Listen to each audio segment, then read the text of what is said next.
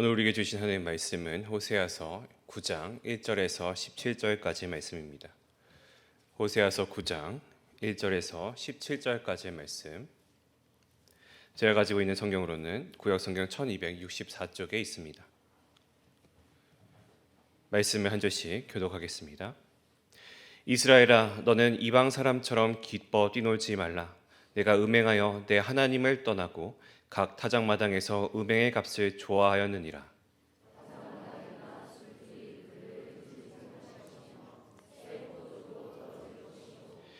그들은 여호와의 땅에 거주하지 못하며 에브라임은 애굽으로 다시 가고 아수르에서 더러운 것을 먹을 것이니라.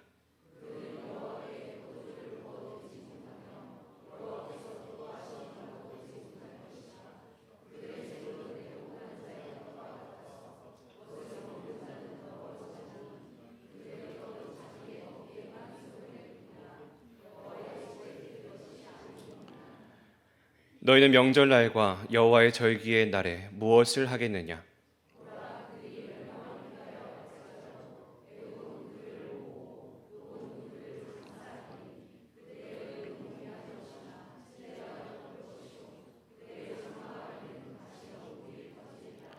형벌의 날이 이르렀고 보응의 날이 온 것을 이스라엘이 알지라. 선지자가 어리석었고 신에 감동하는 자가 미쳤나니 이는 내 죄악이 많고 내 원한이 금이니라.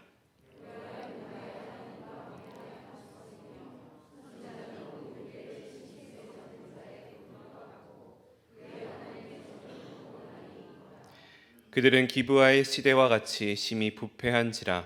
여호와께서 그 악을 기억하시고 그 죄를 벌하시리라.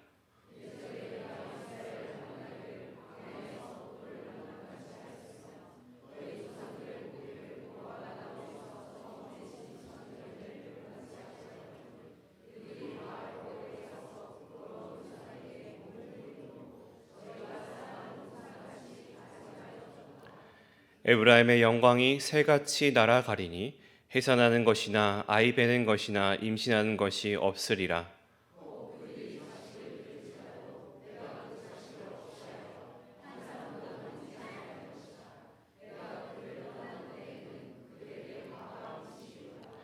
내가 보건대 에브라임은 아름다운 곳에 심긴 두로와 같으나 그 자식들을 살인하는 자에게로 끌어내리로다.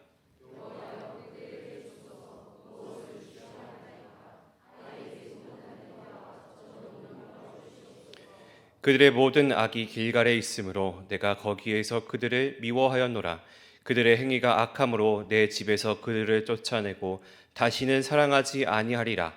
그들의 지도자들은 다 반역한 자니라.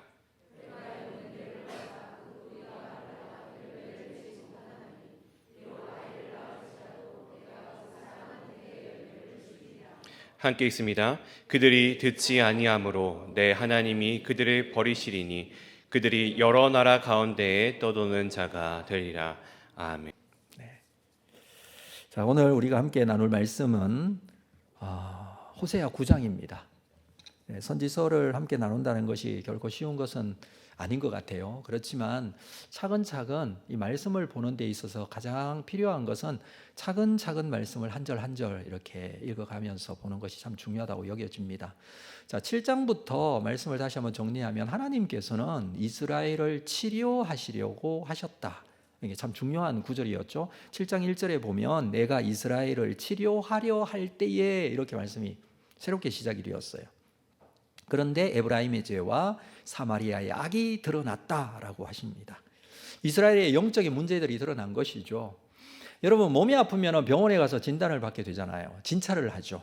이 진찰 과정이라는 게 있습니다. 검사도 하고 이런 여러 가지 혈액 검사라든지 엑스레이, CT, MRI 여러 가지 방법들을 통해서 이 병이 어떤 문제가 있는지. 근데 사실은 그 검사하다가 보면 몰랐던 병이 나오기도 하고 나 괜찮았는데 라고 생각했는 게 또 이상적인 문제로 드러나기도 하고 그렇게 하죠. 그래서 이 진찰은 굉장히 중요합니다. 하나님께서 치료하시려고 검사를 하시니 죄가 드러난 거예요. 죄가 드러나지 않으면 그냥 평상시 살듯이 살 수도 있어요. 많은 경우에 드러나는 게 있습니다. 요즘 청문회 같은 거 이런 거 보면 아무 문제 없다가 네, 평상시엔 잘 살다가 청문회 하니까 다 드러나고. 그래서 이런 말이 있을 수 있죠. 들키지만 말라. 인간은요, 우리 모두 죄인이잖아요. 사실은 그 죄 가운데 있어요. 근데 그게 드러나니 그 사람이 죽일 사람, 나쁜 사람이 되지만 그전에도 그 사람은 그 사람이었어요. 이게 진단이라는 게 굉장히 중요합니다. 우리 자신도 말씀을 읽으면서 이 말씀이 나에 대한 진단이 될 수 있어야 돼요. 드러날 수 있어야 돼요. 하나님 말씀 앞에. 이스라엘이 드러납니다. 하나님 앞에서. 그 죄와. 근데 문제는 뭐냐면 하나님께서 뭐 하시려고 하시느냐? 치료하시려고, 회복하시려고 하신다. 그 말씀으로 출발이 됐었죠. 그러면서 7장에서 세 가지 비유를 말씀하셨어요. 달구어진 화덕, 뒤집지 않은 전병, 어리석은 비둘기. 몇 번째 말씀드리죠? 네, 기억이 나시죠? 그리고 8장에서는 지난주에 우리가 나눈 말씀이었는데 언약의 말씀을 어기고 그랬습니다. 말씀을 듣지 않고 지키지 않고 말씀을 아주 하찮은 것으로 여겨지고 자기 생각대로 살면서 무엇에 빠집니까? 금송아지에 빠져요.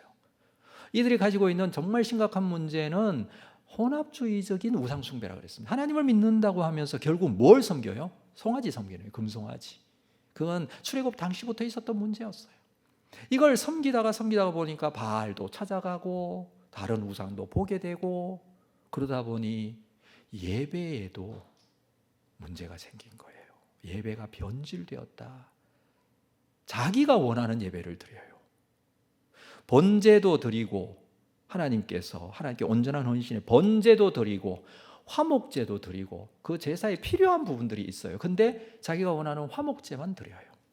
예배가 변질되고 자기가 원하는 예배로 바뀌어지게 되는 그런 일들이 있었습니다. 자, 이런 문제들이 드러났다라고 했어요. 드러나서 하나님께서는 치료하시기 위해서 이들에게 때로는 이런 방법도 쓰십니다. 이게 오늘 9장의 말씀이에요. 어떤 방법이냐면 징계와 심판의 방법도 쓰십니다. 징계와 심판은 우리에게 참 어려운 것입니다. 이스라엘 백성들도 마찬가지죠. 한마디로 말씀드리면, 결론을 먼저 말씀드리면 징계와 심판은 세 가지 형태로 나타나는데 첫 번째는 기근이에요. 두 번째는 전쟁이에요. 세 번째는 불임이에요. 이게 오늘 9장에 있는 전체의 말씀인데, 자 볼까요? 1절 말씀 같이 읽겠습니다. 1절 시작. 이스라엘아, 너는 이방 사람처럼 기뻐 뛰놀지 말라. 네가 음행하여 내 하나님을 떠나고 각 타작마당에서 음행의 값을 좋아하는데, 타작마당에서 뭘 하고 있냐면 이방 사람처럼 기뻐 뛰놀고 있어요. 타작마당은 추수하는 마당이잖아요. 이스라엘 백성들이 이방 사람처럼 타작마당에서 막 기뻐 뛰놀고 있는데 무엇이 포함되어 있냐면 음행도 포함되어 있어요. 마지막에 음행의 값을 좋아한다고 그랬잖아요. 그건 무슨 말이냐면 그때 당시에 바알을 섬기는 자들, 이 이방 신전에서 그들이 추수할 때가 되면 기뻐 뛰놀면서 음행하면서, 왜냐하면 바알은 풍요의 신이고 번영, 다산 이런 것들을 추구하는 신이었고, 실제적으로 이런 일들이 바알 신전에서 이루어지는 일들이었는데, 하나님을 믿는 하나님의 백성들이 이 방식을 하나님을 믿는 사람들의 자리에서 도입하고 함께 그들처럼 기뻐 뛰놀면서 음행하고 이런 일들이 생긴 거예요. 그래서 뭐라고 말합니까? 너는 이방 사람처럼 기뻐 뛰놀지 말라. 이건 기뻐 뛰놀지 말라라는 뜻이 아니라 그들처럼 음행하면서 그 추수를 기뻐하면서 막 풍요의 신에게 기원하고 이런 모습이에요. 아무리 그들처럼 하려고 해도 사실은 하나님의 백성은 그들처럼 되어질 수가 없어요. 하나님의 백성이 그들과 같아질 수 없어요. 그래서 기뻐 뛰놀지 말라 이 말씀을 하고 있는 거예요. 이스라엘은 풍년을 바라보면서 바알을 찾아가지만 하나님은 그들에게 흉년이 들게 하십니다. 정확하게 말하면 흉년이 들게 해서라도 하나님의 백성으로 서기를 원하시죠. 2절 타작마당이나 술틀이 그들을 기르지 못할 것이며 새 포도주도 떨어질 것이다. 머지않아 큰 기근이 올 것이다. 예고하고 있습니다. 농사가 완전히 망쳐질 것이다. 그렇게 경고합니다. 이렇게 기뻐 뛰놀면서 제사를 드리면서 음행하면서 이렇게 하는 것은 풍년을 기원하는 행위들이에요. 누구에게? 바알에게. 근데 그 바알이 누구예요? 자기예요. 자기가 원하는 것을 하는 거예요. 그러나 바알은 신이 아니잖아요. 오히려 하나님께서 흉년이 들게 할 것이다. 이런 의미예요. 3절 볼게요. 그들은 여호와의 땅에 거주하지 못하며 에브라임은 애굽으로 다시 가고 아수르에서 더러운 것을 먹을 것이다. 아수르에서 더러운 것을 먹는다라는 것은 아수르에게 멸망당한다는 뜻인데 여호와의 땅에 거주하지 못한다. 이거는 잡혀갈 것이다. 그러니까 아수르에게 멸망하여 잡혀갈 것이다. 말씀드렸다시피 기근과 전쟁이 일어나면 얼마나 힘듭니까? 나라가 망하면 더 힘들죠. 흉년뿐만 아니라 사로잡혀가는 일들이 있을 것이다. 그리고 애굽으로 다시 가고라는 뜻은요, 애굽으로 도망가는 자도 있다 이 뜻이에요. 나중에 나오니까 그때 가서 보고요.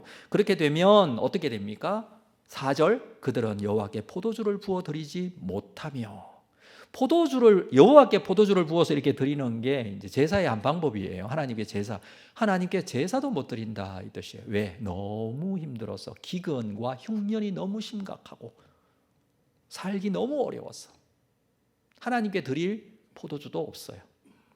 그 뒷 내용을 보면 그 부분에 해석을 할 수 있어요. 여호와께서 기뻐하시는 바도 되지 못할 것인데 그들의 재물은 애곡하는 자의 떡과 같아서 그것을 먹는 자는 더러워지나니 그들의 떡은 자기의 먹기에만 소용될 뿐이라 여호와의 집에 드릴 것이 아님이라.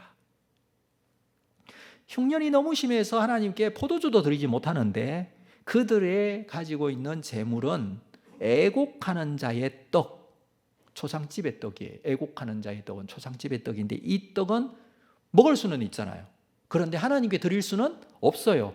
이 장례식에 있는 초상집의 물건이나 떡은요, 죽은 사람 때문에 부정하게 되어서 하나님께 가져갈 수가 없어요. 사람은 죽어나가고 음식이라고는 초상집 떡밖에 없다 이 뜻이에요. 그래서 하나님께 드릴 수 있는 것이 없어요. 포도주도 드리지 못합니다. 혹독한 기근이 올 것이다. 자, 5절 너희는 명절날에 여호와의 절기의 날에 무엇을 하겠느냐? 절기, 명절 이런 날도 하나님께 갈 수가 없어요. 너무 어려워서. 제가 몇 년 전에 기억하는데 너무 어려우니까 명절이 되고 추석이 되거나 또는 구정이 되거나 우리나라에서는 그런 큰 명절이 있을 때에도 소비가 되어지지 않아서 시장이 조용하고 그렇게 했다라는 뉴스를 제가 들은 적이 있는데 힘들면 그러거든요. 근데 지금 이스라엘도 명절이면 특별한 절기잖아요. 그 절기는 정말 하나님 앞에 꼭 기억하고 꼭 지켜야 될 것이지만 그때가 돼도 하나님께 드릴 게 없어요. 흉년이 그만큼 심각하다라는 것을 말해줍니다. 그러니까 그동안에 이스라엘이 하나님께 제물을 바치지 않은 건 아니에요. 이 내용을 보면 하나님께 제물을 바쳤어요. 근데 바치지 못할 날이 올 것이다라는 거예요. 제물을 이스라엘이 그냥 바알을 다 따라갔기 때문에 제물을 바치지 않은 것이 아니라고 그랬어요. 하나님께 제물은 다 드렸어요. 혼합주의라고 그랬잖아요. 하나님을 믿으면서 제사도 잘 드리면서 우상도 섬기면서 이렇게 했다고 그랬죠. 혼합주의였는데 앞으로 무슨 일이 있다고요? 그것도 드리지 못할 것이다 그 뜻이에요. 6절 보라 그들이 멸망을 피하여 갈지라도 애굽은 그들을 모으고 노은 그들을 장사하리니 그들의 은은 귀한 것이나 찔레가 덮을 것이요 그들의 장막 안에는 가시덤불이 퍼지리라. 기근과 침략이 있습니다. 아수르의 침략 때에 잡혀가는 자들도 있지만 애굽으로 도망가는 자들이 있다고 그랬어요. 그래서 멸망을 피하여 갈지라도 애굽은 그들을 모으고 애굽으로 도망가는 거 살려고. 여러분 또 다른 방법이 있을 수 있어요. 우리가 생각할 때 이때 백성들이 아수르가 쳐들어오면 어디로 가요?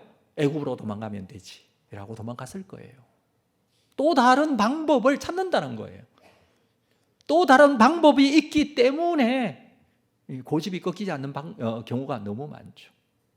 여러분 다른 방법은 없어요. 하나님이라는 방법 이외에는 없어요. 그래서 이 뜻이 애굽으로 갈지라도 망하게 된다. 노비라는 이 도시가 있었는데 애굽에 카이로에서 한 20km 정도 떨어진 아래쪽으로 남쪽으로 내려오면 노비라는 지방이 있는데 이쪽으로 아마 도망을 갔던 것 같아요. 자, 말씀드리지만 지금 호세아 선지자 때의 내용은 이루어지지 않은 내용이 앞으로 이런 일이 있을 것이다. 근데 실제로 그렇게 돼요. 노비라는 곳에 가도 그들이 거기서 죽임을 당하고, 다른 방법을 찾으라도 다른 방법은 없다라는 뜻입니다. 하나님께로 돌아오는 길, 하나님 이외에 다른 방법을 찾는다, 어리석은 방법이라는 말씀을 여기서 해주고 있습니다. 오히려 그것이 무덤이 된다. 7절, 형벌의 날이 이르렀고 보응의 날이 온 것을 이스라엘이 알아야 합니다. 그런데 그 뒷부분이 해석하기가 좀 쉽지 않은데 한번 볼까요? 선지자가 어리석었고 신에 감동하는 자가 미쳤나니. 신에 감동하는 자가 미쳤대요. 이는 내 죄악이 많고 내 원한이 큼이라. 선지자가 어리석고 신에 감동하는 자가 미쳤다. 이건 누구의 평가냐 하면 백성들의 평가예요. 백성이 볼 때에 선지자 보면 미친 것 같다, 이 뜻인데, 여러분 한번 생각해 보십시오. 호세아 선지자가 하나님의 명령을 받아서 행위 예언을 하죠. 그게 뭐예요? 고멜을 데리고 와서, 고멜은 음녀잖아요. 음녀인 고멜을 데려와서 아내로 삼고 음란한 자녀를 낳는 거. 하나님의 명령이었어요. 그런데 이걸 통해서 뭘 말씀하시는 거예요? 백성들에게 지금 이스라엘의 현 상태를 말씀하시는 거거든요. 이스라엘의 형편이 고멜과 같다, 그 의미를 보여주는 것이잖아요. 근데 사람들이 뭐라고 얘기하냐면, 선지자인데 어떻게 저런 사람하고 결혼을 하냐고, 어떻게 저런 음란한 아이를 낳을 수 있냐고 하면서 미쳤다라고 얘기했다는 거예요. 호세아뿐만 아니죠. 에스겔, 예레미야 이런 선지자들 보고 이상한 행동들을 하잖아요. 근데 그 행동들을 통해서 말씀하시는 의미가 있는데 그걸 보고 어리석고 미쳤다 이렇게 말한다는 겁니다. 자, 8절, 에브라임은 나의 하나님과 함께한 파수꾼이며 선지자는 모든 길에 친 새 잡는 자의 그물과 같고 그의 하나님 전에는 원한이 있도다.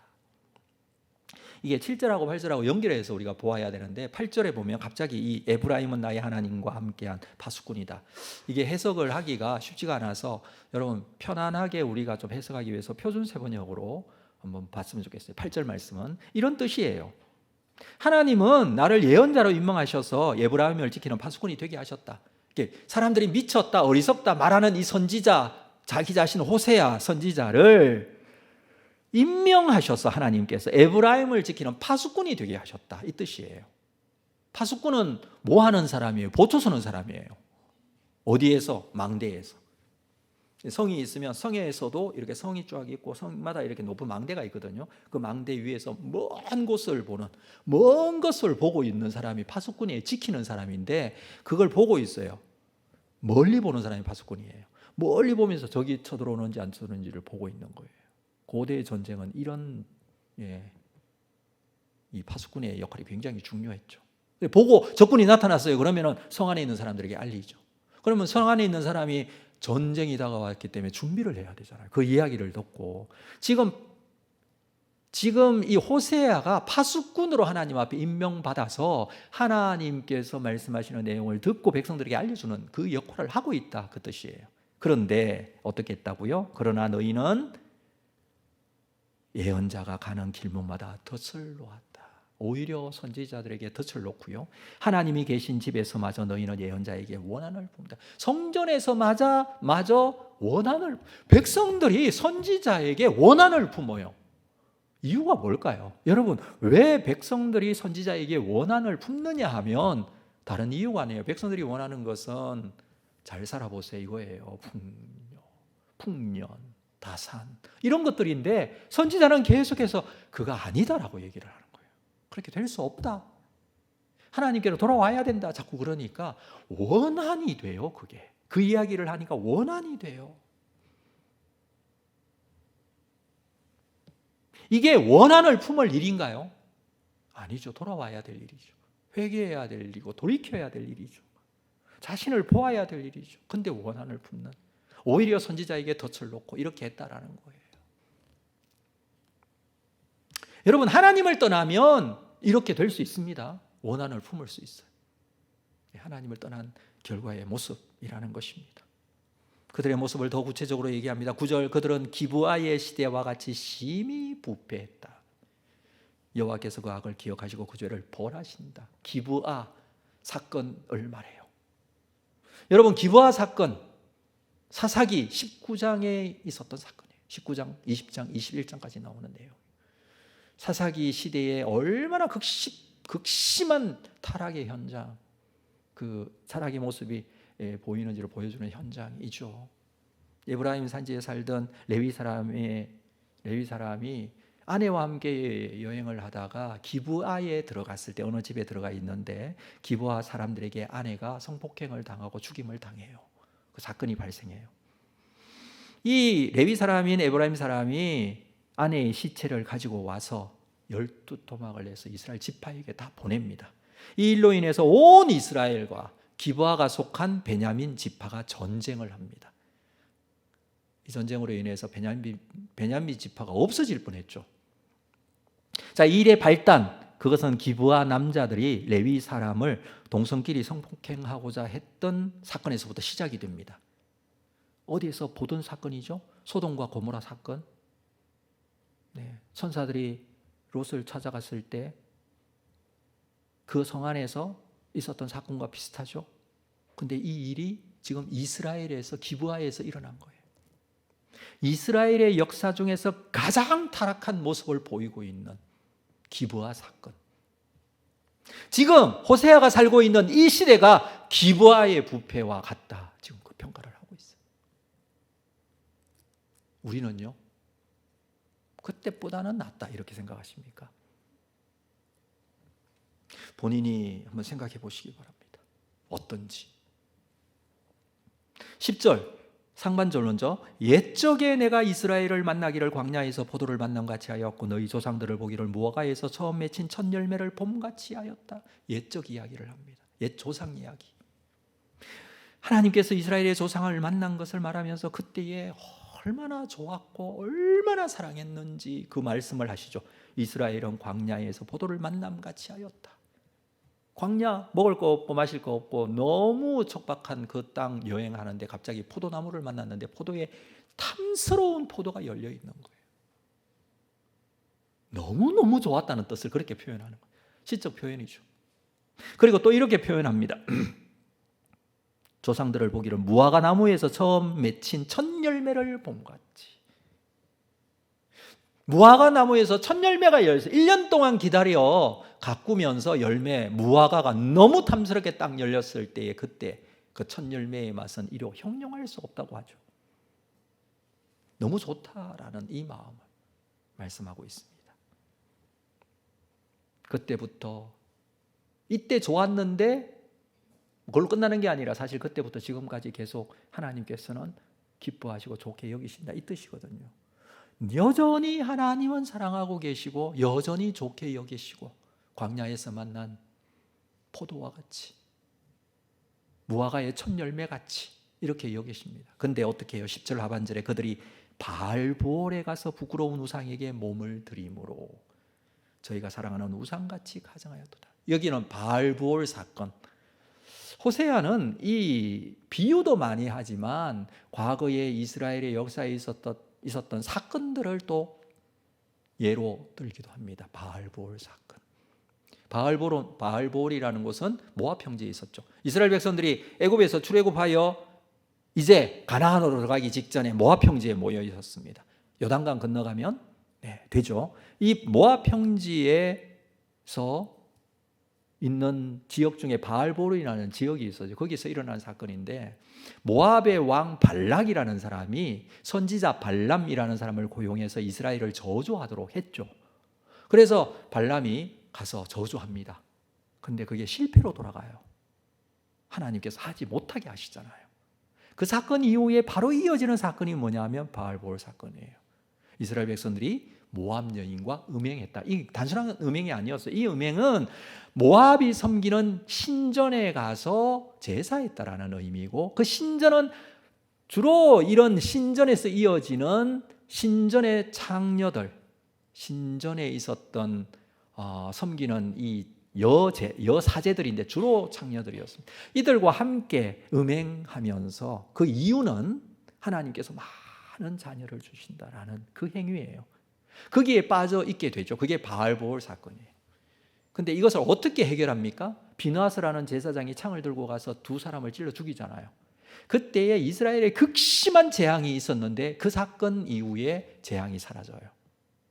그래서 이 지금 바알보올에게 가서 부끄러운 우상을 드렸다라는 이 예를 드는 것은 두 가지 의미로 우리가 생각할 수 있는데, 이스라엘은요 가나안 땅에 들어오기 전부터 이미 그곳에 있는 우상과 접촉하고 우상을 섬기는 자들이 되었다라는 것을 말함과 동시에 이 문제가 어떻게 해결되었는지에 대해서 얘기를 하고 있습니다.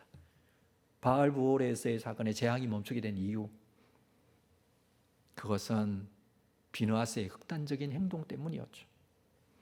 이스라엘의 우상 숭배로 인해 찾아온 이 재앙들 멈추기 위해서는 비느하스와 같은 결단이 필요하기도 합니다. 그래서 하나님의 사랑에 근거한, 하나님께서 포도송이 같이 첫 무화과 나무 열매 같이 그렇게 여기시는 그 사랑에 근거해서 이 부분을 해석한다면 하나님께서는 결국 그들을 회복시키시고 치료하시기 위하여서 때로는 심판과 징계를 사용하시기도 하신다라는 의미입니다. 11절, 에브라임의 영광이 새같이 날아가리니 해산하는 것이나 아이 베는 것이나 임신하는 것이 없으리라. 자, 세 번째 하나님께서 심판하시는 내용의 말씀인데 그것은 뭐냐 하면 불임이에요. 여기에 보면 이제 해산하는 것이나 아이 베는 것이나 임신하는 것이 없으리라. 여러분, 불임의 시대가 되면 소망이 없다는 뜻이에요. 그렇죠. 미래가 없다는 뜻이에요. 이 12절, 혹 그들이 자식을 기를지라도 내가 그 자식을 없이 하여 한 사람도 남기지 아니할 것이다. 자식을 낳아도 그 아들이 죽게 되는 그런 일들이 있게 될 것이다. 자, 이렇게 되는 이유를 13절에서 말해주고 있어요. 내가 보건대 에브라임은 아름다운 곳에 심긴 두로와 같으나 그 자식들을 살인하는 자에게로 끌어내리로다. 에브라임은 북이스라엘을 말한다고 그래서 북이스라엘의 대표적인 지파이고, 사실 에브라임 지파에 소속된 이 지역이 굉장히 좋은 지역이에요. 지역적으로 봤을 때 정말 좋은 지역이에요. 요즘 우리는 이제 좋은 지역은 땅값 비싼 곳이 좋은 지역이라고 하지만, 이때 당시에 좋은 지역은, 아름다운 곳은 살기 좋은 곳. 살기 좋은 곳. 에브라임은요 살기 좋아요. 이 이스라엘의 이 땅의 토양이나 또는 그 땅의 모양이나 여러 가지 종합적으로 봤을 때에 참 특이해요. 여러 가지 것들이 다 나타나는데, 위쪽에 이 에브라임이 있고 또 갈릴리가 있고, 이쪽 북쪽에 가면은 강수량도 많고 거기는 나무도 많아요. 가보면 실제로 살기 좋은 곳이고 농사도 많이 짓고 이렇게 하는 곳인데, 내려올수록 예루살렘 아래쪽에는 유다가 받게 된 이 산지, 근데 산지가 다 광야예요. 유다 광야예요. 지역적으로 좀 그런 곳이 있는데, 에브라임은 정말 살기 좋은 곳이에요. 어디와 같이? 두로와 같이. 지금 두로 얘기를 듣잖아요. 아름다운 곳에 심긴 두로와 같으나, 좋은 장소인 두로와 같지만 그러나 자식들을 살인하는 자라고 끌어낸다. 두로 사람들이 어린 아이들을 신에게 제물로 바치는 행위를 했어요. 어린아이, 자기 집 아이를 신에게 실제로 인신 제사를 했다고요. 성경에 보면 이런 일들이 몇 번 등장해요. 아이를 불에 지나가게 하고 막 이런 게 나오는데, 인신 제사를 했다. 여기 지금 자식들을 살인하는 자에게로 끌고 갔다라는 것은 인신 제사를 했다는 거예요. 중요한 것은 에브라임이 이걸 따라한 거예요. 아이를 제물로 바치는 일을 따라한 거예요. 왜 한지 아세요? 왜 사람들이 자기의 자녀, 어린 아이를 제물로 바치는 줄 아세요? 이유. 제물을 아이로 바치는 이유는 이거예요. 그들이 생각할 때 많은 자녀가 태어나고 아들이 태어난 걸 제일 큰 복이라고 생각을 하고, 우리에게 이 아이를, 가장 귀한 이 아이를 줄 테니까 나에게 많은 아들을 주십시오, 이 뜻으로 인신제사를 했어요. 근데 이걸 이스라엘이 따라했다고요. 자기들도. 그러니까 하나님을 섬긴 게 아니라, 제가 말씀드렸잖아요, 풍요와 다산을 섬겼다고요. 하나님을 믿는다고 하면서 이 행위를 했다는 거예요. 하나님께서 어떻게 하시겠다고요? 아이가 태어나지 못하게 하겠다 이 뜻이에요. 14절 볼게요. 여호와여 그들에게 주소서. 무엇을 주시려 하나이까? 아이 배지 못하는 태와 젖없는 유방을 주소서. 오히려 태를 막아 아이가 태어나지 못하게 하소서. 이렇게 지금 선지자가 기도하는 거예요. 우상을 섬기는 이유 풍요와 다산입니다. 근데 오늘 하나님의 징계는 기근과 불임이에요. 반대예요. 기근과 불임이 올 때 우상이 아무런 힘이 없다는 것을 깨닫게 될 거예요. 그래서 선지자는 오히려 이 풍요와 다산을 거두어 가주십시오 이렇게 기도하는 거예요.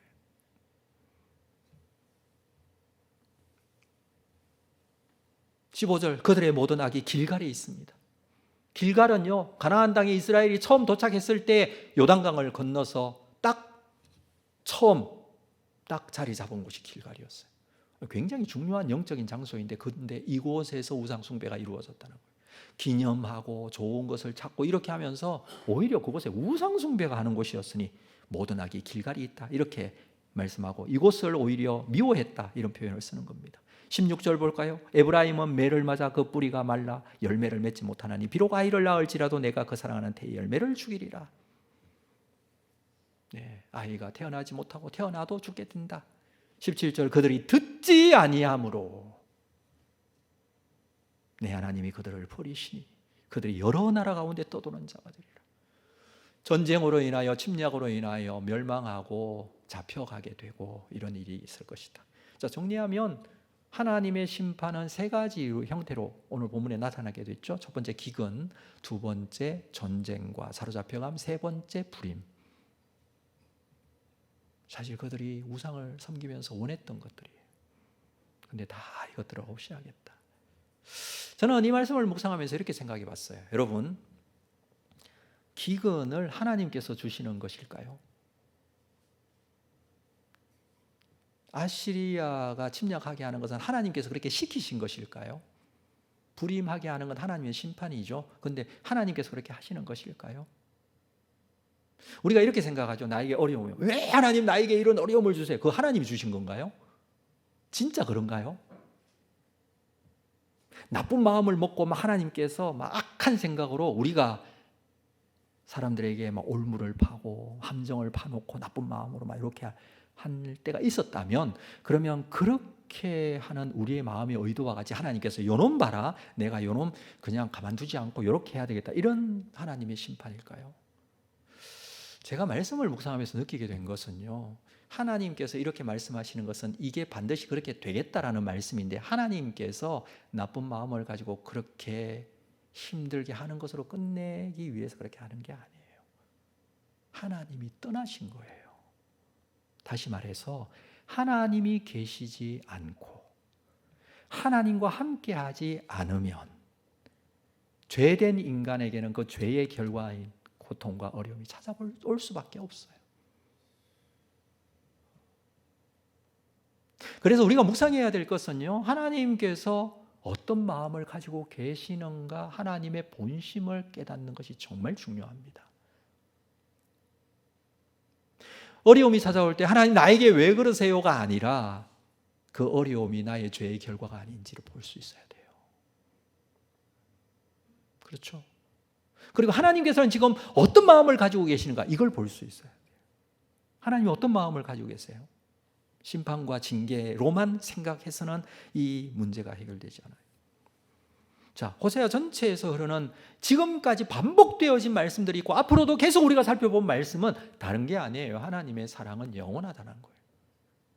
그럼에도 불구하고 하나님께서는 사랑하고 계시는데 호세아 1장에서 우리가 살펴본 말씀이에요. 지나온 말씀이지만 다시 볼까요? 1장 10절 그러나 이스라엘 자손의 수가 바다의 모래같이 되어서 헤아릴 수 없고 셀 수도 없고 전에 그들에게 이르기를 너희는 내 백성이 아니라 한 그곳에서 그들에게 이르기를 너희는 살아계신 하나님의 아들들이라 할 것이라.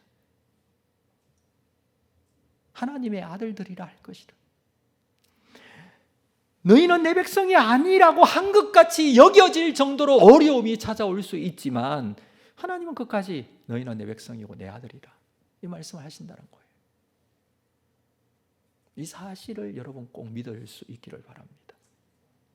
2장에 볼까요? 2장 14절 그러므로 보라 내가 그를 타일러 거친 들로 데리고 가서 말로 위로하고 거기서 비로소 그의 포도원을 그에게 주고 아굴 골짜기로 소망의 문을 삼아 주겠다. 아굴 골짜기와 같은 곳을 소망의 문으로 삼아 주시겠다. 거기서 응대하기를 어렸을 때와 애굽 땅에서 올라오던 날과 같이 하리라. 이 하나님의 본심이에요. 처음부터 말씀드렸죠. 치료를 위한 심판이라고요. 드러내고 확인하고 정확하게 검사해서 그 부분에 대해서 회복하기 위해서는 6장 1절에서도 오라 우리가 여호와께로 돌아가자고 여호와께서 우리를 찢으셨으나 도로 낫게 하실 것이고 우리를 치셨으나 싸매어 줄 것이다. 여기서도 마찬가지예요. 하나님께서 우리를 찢으신 건가요? 하나님께서 우리를 치신 건가요? 아니요, 죄의 결과예요. 그러나 하나님께서 다시 싸매시고 다시 회복해 주신다는 말씀이에요. 11장 우리가 읽게 될 말씀인데 11장 8절 에브라임이여 내가 어찌 너를 놓겠느냐 이스라엘이여 내가 어찌 너를 버리겠느냐 내가 어찌 너를 아드마같이 놓겠느냐 너를 소보임같이 두겠느냐 내 마음이 내 속에 돌이키어 나의 긍휼이 온전히 불붙듯 하도다. 우리를 향한 하나님의 마음이에요.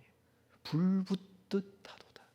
무엇이? 긍휼, 사랑. 하나님은요 지금도 나를 보시고 어이구 못난 놈 넌 그것도 못하냐 이렇게 하지 않으세요. 뭐라고 하세요? 마음에 불붙듯 사랑하신다라고 하시는 거예요.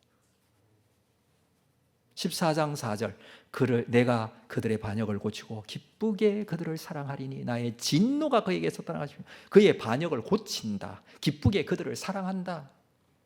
얼마든지 많습니다. 하나님의 본심의 마음을 보여주는 표현은.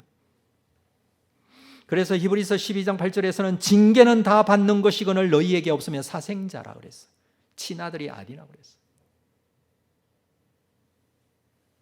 우리가 어떻게 생각하느냐가 정말 중요합니다. 이스라엘 백성들이 지금 이 말씀을 듣고 어떻게 생각할 것인가? 아이고 이제 망하게 되었다. 우리는 끝이다. 하나님 우리를 버리셨나 보다. 이제 하나님 안 믿어야 되겠다. 이게 아니에요. 하나님은 이렇게 해서라도 우리를 사랑하시고 포기하지 않으시고 끝까지 오죽했으면 주 예수 그리스도 그 아들을 십자가에 죽기까지 하시면서 우리를 건지실까요? 저는 이 말씀을 그래서 다시 보았습니다. 10절 상반절이죠. 옛적에 내가 이스라엘을 만나기를 광야에서 포도를 만남같이 하였고 너희 조상들을 보기를 무화과 나무에서 처음 맺힌 첫 열매를 봄같이 하였거늘. 이 마음으로 하나님께서는 이스라엘을 대하셨어요. 설레이고 기쁘고 즐거운 마음으로 대하시고 호세아 선지자가 이 말씀을 전할 이때까지도 그렇게 하고 계시고 그리고 이것을 호세아 선지자가 느끼는 감정이 되었듯이 우리가 이 말씀을 읽으면서 우리에게도 주시는 하나님의 약속의 말씀인 줄로 압니다. 우리에게 주어지는 모든 상황 속에서 환경 때문에 우리의 신앙이 왔다 갔다 할 게 아니라 어떤 상황 속에서도 하나님을 믿음으로 소망할 수 있는 그런 사람들이 되었으면 좋겠어요. 여러분, 날씨가 덥죠. 날씨 덥다고 하나님을 믿는 믿음이 흔들립니까, 여러분? 안 흔들리고 이렇게 오시잖아요. 그러니까 환경의 문제가 아니에요. 삶의 조건의 문제가 아니에요. 우리는 풍요, 다산에 관심을 가질 수 있어요. 근데 그걸 누가 허락하시느냐? 그 주인이 누구시냐라는 거예요. 이스라엘 백성들이 깨닫고 돌아와야 될 아주 깊은 메시지가 여기에 담겨져 있습니다. 비록 하나님의 심판의 말씀을 계속해서 보여주고 있지만 그 이면에 있는 하나님, 여호와께로 돌아오라. 하나님은 지금도 한 번도 포기하지 않으시고 놓지 않으시고 호세아서에서 성경이 끝나지 않잖아요. 이후에 계속되잖아요. 우리의 인생 여기서 끝나는 게 아니에요. 어려움이 왔다고 끝나는 거 아니에요. 그때 하나님의 사랑을 더욱더 크게 확인하고 확신하고 믿음을 가지고 주님 앞에 서서 여러분 개인적으로 이 시기에 하나님께 더 가까이 세워져 하나님의 사랑에 대한 확신을 가지고 흔들리지 않는 믿음을 가지고 하나님께서 사용하실 줄로 믿고 나 자신을 하나님께 온전하게 내어드릴 수 있는 믿음의 사람들 다 될 수 있기를 주의 이름으로 축복합니다. 자리에서 다 일어나시겠습니다.